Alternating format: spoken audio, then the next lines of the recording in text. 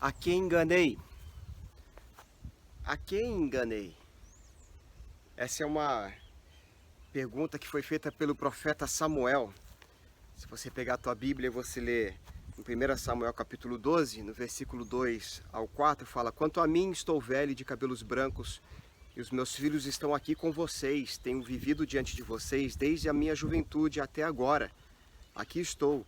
Se tomei um boi ou um jumento de alguém, ou se explorei ou oprimi alguém, ou se das mãos de alguém aceitei suborno, fechando os olhos para a sua culpa, testemunhem contra mim na presença do Senhor e do seu ungido.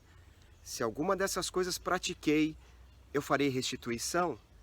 E responderam: Você não nos explorou e nem nos oprimiu. Você não tirou coisa alguma das mãos de ninguém. Então Samuel ele faz essa pergunta para uma multidão no final da sua vida, já com os cabelos brancos, como nós lemos, se ele tinha enganado alguém, se ele tinha roubado alguém, se ele tinha aceitado o suborno de alguém. Ele estava desafiando uma multidão, desafiando o povo, e essa declaração é forte, porque o seu envolvimento como líder, como profeta de uma nação, ela se estendeu por muitos anos, desde a sua mocidade. Ele mesmo fala ali nesse texto que nós lemos. Então a pergunta é: será que nós chegaremos no final de nossas vidas com a mesma seriedade que Samuel?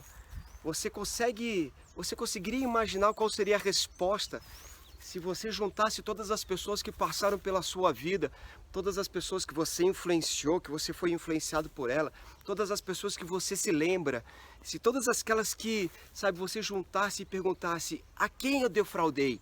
A quem eu enganei? De quem eu aceitei suborno? Para quem eu fui injusto? Qual seria a resposta deles?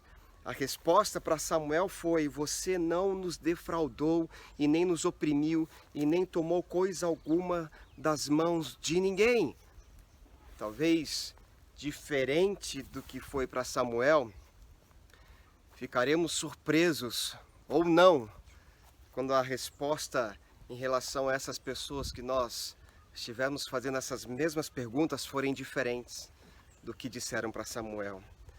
E talvez fiquemos surpresos em saber que nós falhamos com muitas pessoas, porque existem coisas que ficam mal resolvidas, e eu quero só dar uma explanada em relação a isso. E eu quero dizer que esse é um tempo e esse é um momento que você está vendo esse devocional, e é um tempo que Deus ele nos ama tanto, que Ele fez esse tempo para nós refletirmos, sabe, sobre assuntos que ainda podem ser resolvidos, sobre assuntos, sabe, que ainda podem ter um bom desfecho.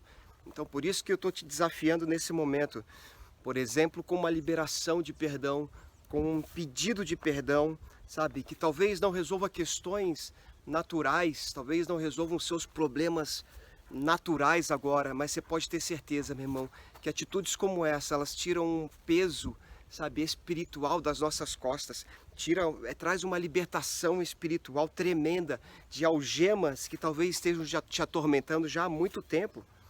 O ideal da vida cristã é não ferir ninguém. O ideal da vida cristã é perdoar, é amar até os nossos inimigos, certo? Mas nós sabemos que nós vivemos num mundo pecaminoso e que nós lutamos, né? O espírito luta contra a carne. Tem vezes que nós estamos mais amigáveis, tem vezes que nós não estamos amigáveis. Então terão vezes que nós vamos ferir, como terão vezes que nós seremos feridos, certo? Então na nossa caminhada, inevitavelmente nós vamos ferir os outros, mas nós também nos feriremos.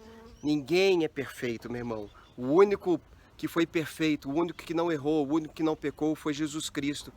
E ele é um exemplo para nós, e depois dele não haverá ninguém, e antes dele não teve ninguém, e nem depois dele haverá ninguém. Então como é que Samuel se garante naquele momento? Porque, pastor, você está falando que ele desafiou uma multidão e ninguém tinha nada para falar contra ele. Só que ter perguntado aquilo não significa que ele não tenha errado na sua vida. Com certeza ele errou, ninguém é perfeito, mas certamente diante dos erros, e sabendo que ele errou, e talvez de ter ouvido das pessoas que ele tinha falhado em algum ponto, eu tenho certeza que ele teve humildade suficiente para consertar, para resolver, para colocar as questões na mesa e vamos resolver essa parada. Porque senão, diante daquela multidão, eu tenho certeza que alguém se levantaria ali e falaria: Samuel, você errou comigo, você falhou comigo e nós não acertamos essa questão. Então, na minha interpretação, certo? A pergunta que Samuel fez, ela não tenha sido com o intuito de mostrar a perfeição em todos os seus procedimentos, tá? Mas que se por acaso tivesse esquecido de se retratar com alguém, aquela era a hora, aquele era o momento, sabe, de mostrar onde ele tinha errado, para que ele pudesse restituí-los. Tanto que se você ler aí, você fala, onde que eu errei para que eu possa restituí-los? Porque se tivesse alguma coisa que ainda estava mal resolvida, era o momento de trazer restituição para aqueles que estavam feridos. Então, sabe, meu irmão, sabe características que eu vejo na vida de Samuel nesse momento? Primeiro, integridade. A integridade por ter servido a Deus de uma maneira íntegra, mesmo falhando, mas fazendo a vontade de Deus. Porque você perguntar para o próximo, onde eu errei com você para que eu possa restituí-lo, fala de integridade, mas fala também de humildade, por ter dado a cara a bater caso alguém tivesse algo contra ele. Eu não estou falando que é fácil fazer o que ele fez. Eu não estou falando isso. Eu sei que é difícil. Cada um sabe da sua particularidade, das questões que muitas vezes estão mal resolvidas na sua vida.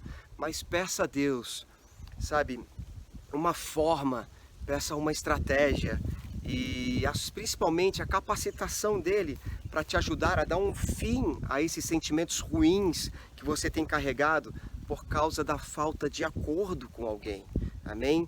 Pode ser que a resposta dessa outra pessoa ela não seja positiva, ela não seja aquilo que você está esperando ouvindo esse devocional, mas pelo menos você fez a sua parte. Puxa, pastor, mas a pessoa com quem eu tinha algo a ser resolvido, ela já não está mais entre nós.